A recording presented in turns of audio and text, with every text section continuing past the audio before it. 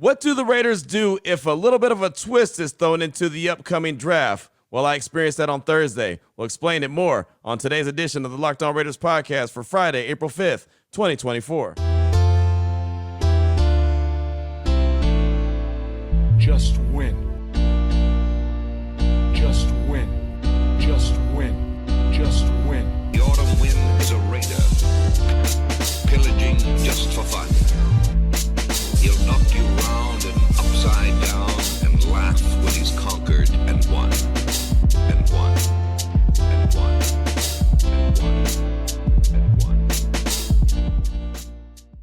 And welcome in, Raider Nation, to another edition of the Locked On Raiders podcast. Thank you so much for making the show your first listen of the day. Make sure you subscribe or follow for free on YouTube or wherever you get your podcasts. To get the latest edition of the show as soon as it becomes available, as always, if you're checking us out on YouTube, we appreciate that. The show grows each and every day. That's because of you and my man Ari. So shout out to Raider Nation. Shout out to Ari. Ari's on Twitter at Ari Produces. I'm on Twitter as well at your boy Q254. And we got the Locked On Raider podcast voicemail line at 707-654-4693. Try to get as much feedback coming up in segment number 3. Your calls and texts, got a lot of it throughout the course of the week. We'll get as many in as possible as we close out the week really strong. That'll be in segment number 3. Segment number 2, I've been putting together the ultimate mock draft on my radio show, Unnecessary Roughness, on Raider Nation Radio 920. And we're talking to different beat writers, folks that cover these different teams real close, just like we did here on the Locked On Podcast Network. But having them, do this mock draft in real time on the air live has been a lot of fun. And so far, we're through 12 teams, picks 1 through 12.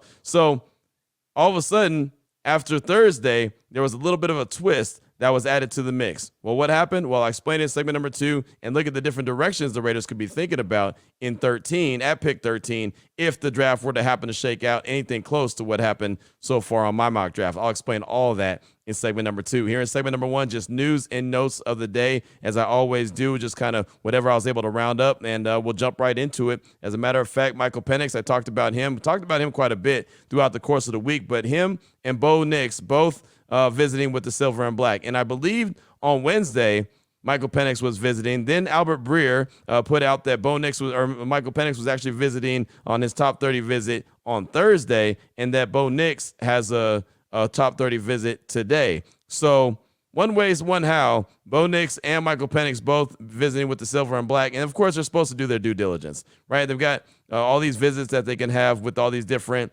prospects. I talked about it quite a bit on Thursday's show, where it's just a fact-finding mission. It's not really workouts or anything like that. They can hold private workouts if they want to, but at their facility, it's just a top 30 visit. So apparently Michael Penix, Bo Nix, both in the building. Michael Penix also visited with the Denver Broncos earlier in the week as well. And I hadn't really heard Michael Penix, associated with the Denver Broncos, but he did visit with them. And of course, they're in need of a quarterback as well. A lot of different directions that this upcoming draft could go. So Michael Penix and Bo Nix, representing Washington and Oregon, both visiting with the silver and black. Michael Penix on Thursday and Bo Nix on today. Also, Mina Kimes, fantastic NFL mind from ESPN. She has her own show, the Mina Kimes Show. She had Daniel Jeremiah on. Of course, they were talking all things NFL draft, and they got to a conversation, and she had a couple questions about Michael Penix that I thought were pretty interesting. Her and Daniel Jeremiah going back and forth,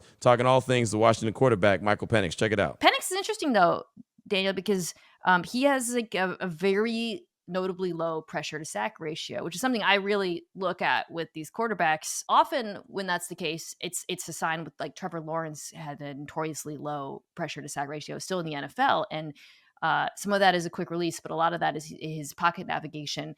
With Penix, it's more just that he gets the ball out quickly and at unconventional arm angles. That worries me a little bit because that's usually something I really look at, but I don't see that pocket movement quite there. What is interesting, it was all there in the Texas game. Texas, it was.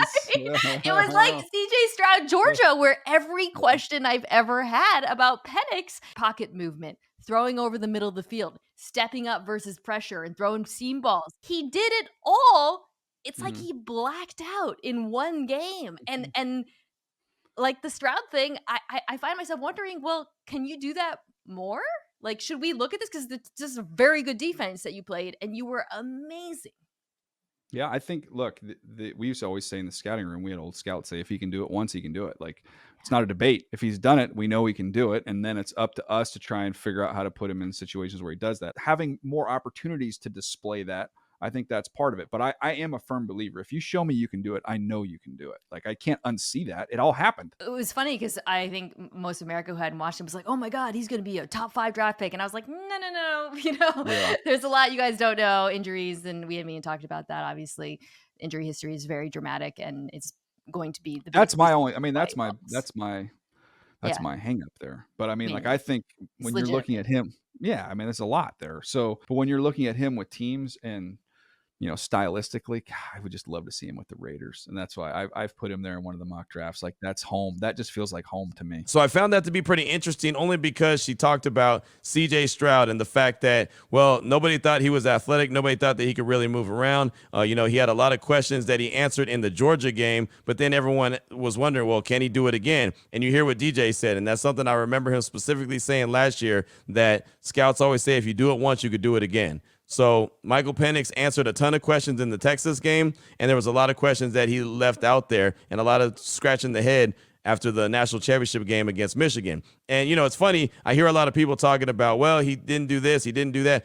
Texas had a really good defense. They were a really good team. I mean, they were in the college football playoffs for a reason, and Michael Penix carved them up. Now, they didn't have Michigan's defense. That was the only thing. Michigan's defense, I mentioned it many times before, bloodthirsty Pirates, right? I mean, they had 18 guys that were invited to the combine off of that Michigan team alone, and the majority of them were on the defensive side of things. Of course, they had some offensive linemen. J.J. McCarthy was there. They had their running back there. But for the most part, it was it was defensive guys. Of course, their wide receiver was there as well. But again, for the most part, Michigan was just stacked on the defensive side of things. So, without Dylan Johnson for Washington in that national championship game, without a real threat of the run game, I don't think Michael Penix really stood a chance. I'm not going to hold that game against him too much, but I understand where the skepticism could come in. Is he really that dude? We saw what he did in the national championship game, and it didn't look like what folks wanted to see. But in the Texas game, he was fantastic. And so you heard what Daniel Jeremiah said, hey, if he could do it once,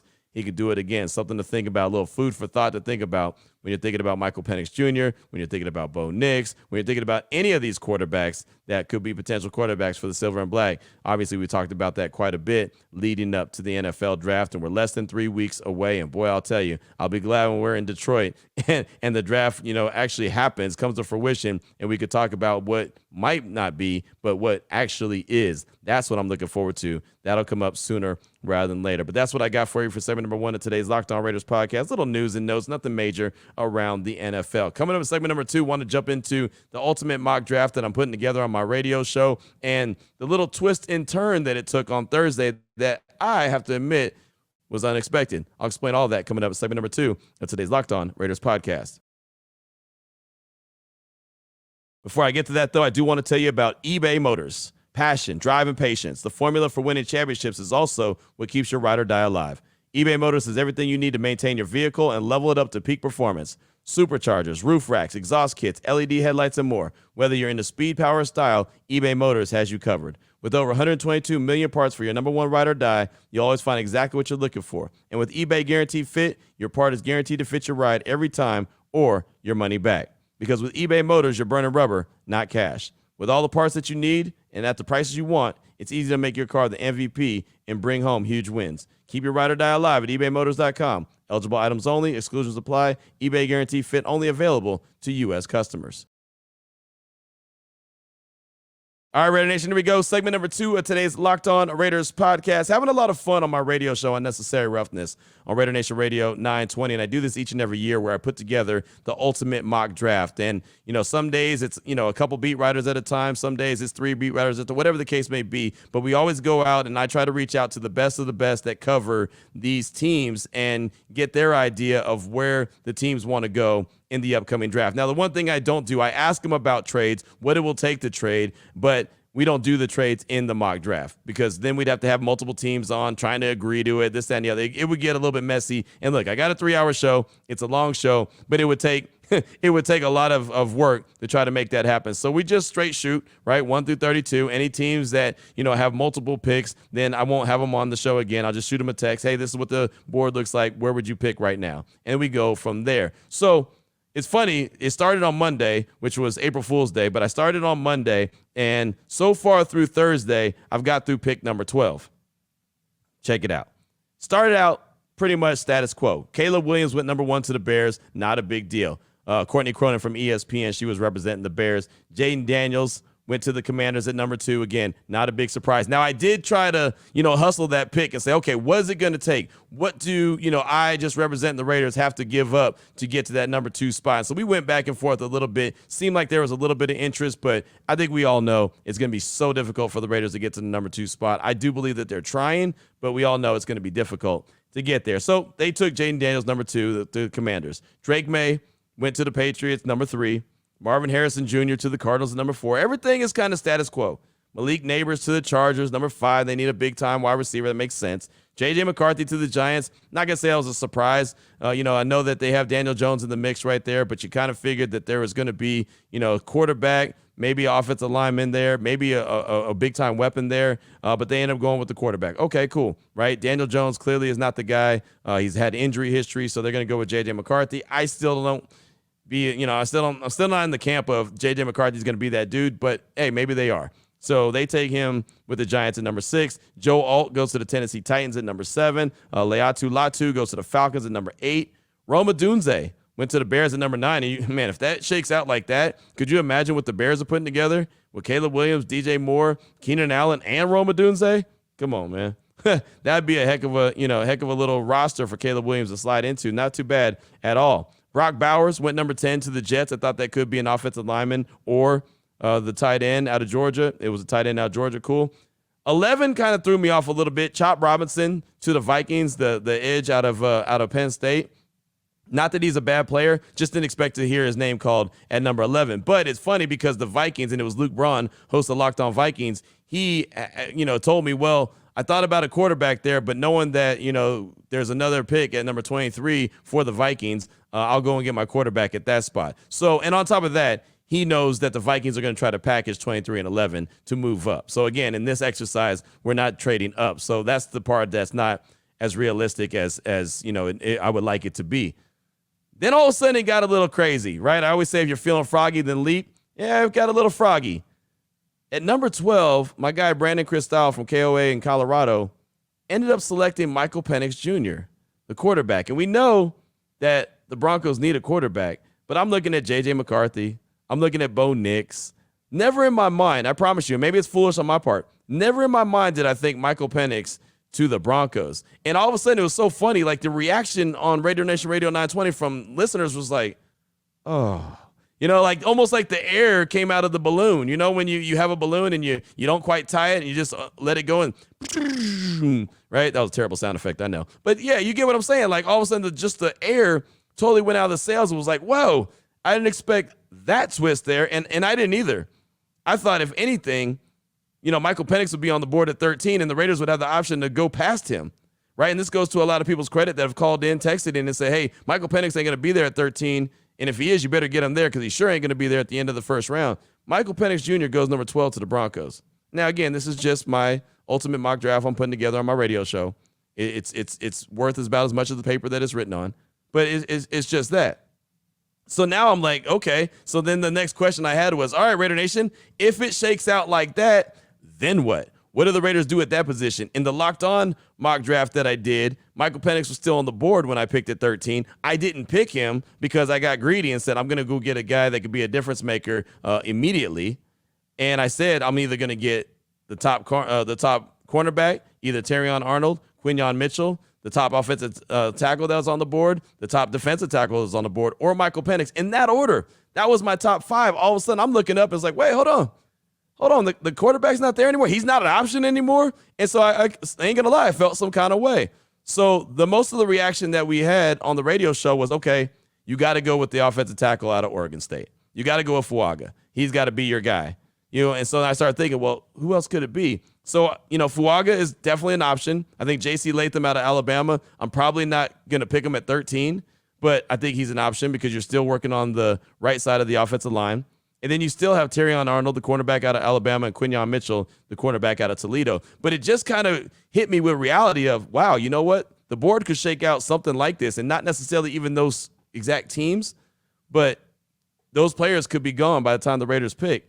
And then all of a sudden, now you really got a situation. Because then, who are you going to get as your quarterback? Like, a couple people hit us up, was like, oh, well, just go get Bo Nix. I was like, not really a Bo Nix guy. Now, Bo Nix might end up being the best quarterback. But for my money, I wasn't really feeling Bo Nix.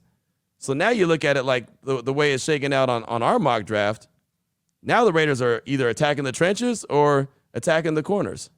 And I really feel like it's down to those, right? Maybe they trade back and get a J.C. Latham and pick up an extra pick. Maybe that's the scenario. But it's so funny because we were kind of, or not, I say we, I mean me, was kind of assuming, and that's the first problem I made, assuming that Michael Penix was going to be available whenever I was ready to take him. Right? Whenever. That's all good. Oh, man, he's there at 13. Sorry. And even in our locked-on mock draft, he didn't go in the first round. But it feels like, and unless there's just a lot of conversation, and I talked about on Thursday's show, what's real and what's fake as far as the hype, who's really being hyped up and who's just being talked about, what's the realistic. It really easily could be that Michael Penix is very high on everyone's list and that they decide that they'll go in that direction. And the funny thing, after Brandon Cristal made that pick, I don't remember who called in and said it, but they're like, you know what? I can see Sean Payton doing that anyway just to stop the Raiders from getting. And you know what? I'll take a shot. My job security's fine. I'll take a shot with Penix, see how it shakes out. He could be the quarterback, team him up with Jarrett Stidham, and then the Raiders don't get a guy that kind of fits the mold of what they want to do. It's funny. I didn't even think about it. Going back to segment number 1, when you were listening to Mina Kimes and Daniel Jeremiah, what did he say at the very end as he's mocked Michael Penix to the Raiders at 13? He said, I really like Penix with that fit right there. So I don't know. I've heard people say that you're going to have to trade up to go get Penix. I don't believe that that's the case. But then again, in this mock draft, for the sake of, argument, he was gone at number 12. So what would you do, Raider Nation? Got all weekend to think about it. 707-654-4693. If it shook out the way it shook out here on the board, again, Caleb Williams went 1, Jaden Daniels 2, Drake May 3, Marvin Harrison 4, Malik Neighbors 5, J.J. McCarthy 6, Joe Alt 7, Leatu Latu 8, Roma Dunze 9, Brock Bowers 10, Chop Robinson 11, Michael Penix Jr. 12. What would you do at 13 if it shook out like that in the draft? 707-654-4693. Your calls and texts are coming up in segment number 3 as we close out the show and close out the week here on the Locked On Raiders podcast. Before we get to that, though, I do want to tell you about Robinhood. Did you know that even if you have a 401k for retirement, you can still have an IRA? Robinhood has the only IRA that gives you a 3% boost on every dollar you contribute when you subscribe to Robinhood Gold. But get this, now through April 30th, Robinhood is even boosting every single dollar you transfer in from other retirement accounts with a 3% match. That's right, no cap on a 3% match. Robinhood Gold gets you the most for your retirement thanks to their IRA with a 3% match. This offer is good through April 30th. Get started at Robinhood.com/boost. Subscription fees apply. And now for some legal info. Claim as Q1 2024 validated by Radius Global Market Research. Investing involves risk, including loss. Limitations apply to IRAs and 401ks. 3% match requires Robinhood Gold for 1 year from the date of the first 3% match. Must keep Robinhood IRA for 5 years. The 3% matching on transfers is subject to specific terms and conditions. Robinhood IRA available to U.S. customers in good standing. Robinhood Financial, LLC, member SIPC, is a registered broker-dealer. Here we go, Raider Nation. Segment number 3 of today's Locked On Raiders podcast. Your calls and texts straight off that Locked On Raider podcast voicemail line, 707-654-4693. Let's start things off with a text from Raider Nick out the 808. Q, what it do? It's Raider Nick out the 808. From the beginning of the draft process, I was strictly a gimme Daniels or Penix as the next Raiders quarterback. And although not much has changed except being in on Drake May now, also one option I really don't hear about is Florida State quarterback Jordan Travis. He had Florida State in the playoffs till he was hurt, and he was in the lead position for the Heisman Trophy at the time of his injury as well. What do you think about that, Raiders? That's from Raider Nick out the 808. And Jordan Travis is a name that I've heard quite a bit. Obviously, coming back from that lower leg injury, you're right, Florida State was on the right path until he, until he got injured. Then they stayed out of the playoffs. Unfortunately for them, would have loved to see what they can do. He's a guy that I think is going to be a later round pick, around round 3, round 4.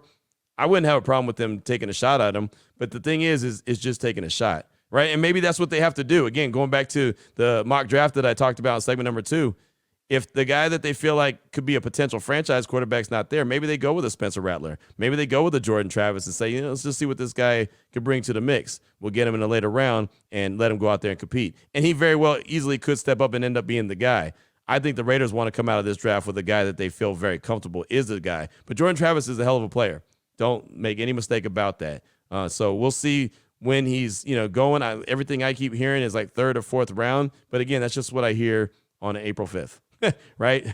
There's 20 more days until the draft gets started, and he's not going to hear his name called on day 1. But Raider Nick, thanks so much for that text, my man. It's good to hear from you. Up next, got a call from Raider Stave in Indy. He's calling to talk about Michael Penix and what he sees from him on his highlights. Here he is, Raider Stave in Indy. Yo, this is Raider Stave out of Indianapolis. I just wanted to call in to talk about Michael Penix. This is just my opinion. I know everybody's been saying a lot of stuff about Michael Penix, but I'm watching his highlights here on YouTube and for the draft, and it's showing his highlights, and it's like it's all against Texas or Michigan is what I'm looking at. And I feel like maybe the media is trying to feed Michael Penix for the Raiders, but I'm going to feel a lot more confident if we go for Jaden Daniels. And I think he's our guy. I wouldn't care to trade up the farm for him. Like you've been talking about all off season, I think he's our guy. I think he's, the dude we should go for. Thanks for the call, my man. And look, Penix could play. There's no doubt he could play. He helped Washington go undefeated in 2023. He had a phenomenal game versus Texas. Not so much versus Michigan. I've said it before. Those bloodthirsty Pirates that are the Michigan Wolverines, that defense, that was tough, right? But, he's a really good quarterback, right? And you heard what Mina and Daniel Jeremiah was talking about, what he does really well, and even what he doesn't show all the time, but he showed it once, he can do it again. I don't have any doubt in Michael Penix. I've said it before. If Jaden Daniels wasn't in this draft, Michael Penix would be QB1 for me. There would be no doubt about it. But Jaden Daniels is there. That relationship with AP is there. So there's no doubt Jaden Daniels is my guy at 1. My QB1, I should say. And obviously the Raiders will have to get up to like 2 to go get him. But there's that. So, I don't know. I mean, looking at highlights is one thing. I literally watched all of Washington all last year, and it was a lot of fun, and they went undefeated. And there was games where he had to come back. There was games that were dicey. There was games that he wasn't the greatest, but still, when the lights came on bright, he was able to make a big play. So I think everything will be fine if the Raiders were to end up with Michael Penix. The question is, can they end up with Michael Penix? Thanks for the call. I appreciate you. Up next, I got a text from Raider Matt in the 707. Hey, Q, it's Matt here in the 707. First off, thanks for your dedication, providing us such a great way to start the day with up-to-date Raider news and info. Just a quick thought here regarding everyone's favorite topic, drafting a QB. Depending on how this draft shakes out, I think that trading back in the back end of the first round to grab a prospective franchise quarterback, I'm thinking Penix or Nix would be a great idea. I'm all about grabbing a top-tier cornerback or offensive lineman at 13. However, if Penix or Nix sits their first year, the 4-year contract for a second rounder really only gives them 3 years to be evaluated properly. I think it's essential when drafting a franchise quarterback, they get that 5th-year option. Just my 2 cents. Again, love the show, and go Raiders. That's from Raider Matt in the 707. Thanks for the call, or the text, And I agree. And that's why I thought that the Raiders would have been smart back in 2020 when they drafted Damon Arnett with their second first-round pick, that they should have grabbed Jalen Hurts. I thought that was the best move for them then, because they would have got that 5th-year option. He could have sat behind Carr for a year, got comfortable with the game, and then when they were ready to move on from Carr, they could have passed it on to Jalen Hurts. And also, he could have contributed right away in certain packages. But obviously, that didn't shake out. The Eagles got him in round number 2. But I do agree with the 5th-year option is essential, especially if you're going to have a guy sit. It's beneficial, I should say, for a quarterback. But it's hard to call. And really, it felt like it was okay to maybe get a Penix in a round 2. But now it just feels like there's so much momentum towards him being a first-round pick that you're not going to have that option. And not even to get him at the back end of round 1. It feels like you're going to have to get him around 13. Like, if that's the guy that you want, you're going to have to get him, right? I mean, again, in my mock draft, he went number 12 to Denver. I'm not saying that my mock draft is the end-all be-all. It's not. It's just another opinion. But I enjoy talking to different people from different teams, getting their opinion on what the team that they cover the most, what they may be looking at. So I don't know. I found that interesting. Again, it threw me for a little bit of a loop. Did not expect to hear the Broncos take Michael Penix. That was the last name I would have picked at number 12. I would have thought Bo Nix. Sure. Michael Penix, not so much. But again, you bring up a great point when you talk about the 5th-year option and the quarterback coming up. Up next, got a call. Just got time for a couple more. Raider X, he's calling to talk about the draft process and a different way the Raiders could approach building the team. Here he is, Raider X. Hey, Q, this is Raider X. Just wanted to call in about the draft. Obviously, the big topic going on right now. Also, give you that recent article that Baldy put out, Baldinger, about drafting up. And, he seems to feel that the Raiders are in a good place right now, with their defense and everything, and doesn't necessarily believe that that they need to sell the farm to go up and get that number one quarterback. He also kind of goes back as he talks about, there are two ways to do this. You can go get your quarterback, find the franchise guy, and build around him and never stop building. Or you can build up your roster. And when it's time for that guy to come in, should, O'Connell or Minshew not be able to do it, you can go, when you got a good roster like San Francisco, you can go, get Brock Purdy or something like that. That's how it falls in. So what I'm saying is, they can do that. Or on the flip side, you saw what's going on with the Texans. They got that rookie contract. They go, all in on this quarterback. Then they got, the flexibility and the cap to go spend on those superstars to put the cherry on top wherever they seem necessary, where it needs to look like it's necessary, because they won't have those draft picks, because they're going to sell the whole farm and the animals, everything, the whole barn. So this is Raider X out. Just want to get your thoughts. X-Man, thanks for the call. Appreciate you. And there's multiple ways to do it. There's no doubt. I look at the way the Raiders are constructed right now. They've got the team built up, right? I mean, I know the offensive line, the right side still needs to be addressed, but they've got the whole team. That's why I look at it and I kind of look at what Houston's doing. Houston has the quarterback and they're putting the team around him, which makes sense. But since the team is already there in place, I think the Raiders have more talent than Houston. I really do. They need the quarterback. They need the difference-making quarterback, in my opinion. Now, you could rock with Minshew. You could rock with O'Connell. I'd feel okay if they had to start tomorrow. I'd be okay with that. Would have no problem with that. I just think that they need to take their game to the next level, get a guy and take it to the next level. That's all.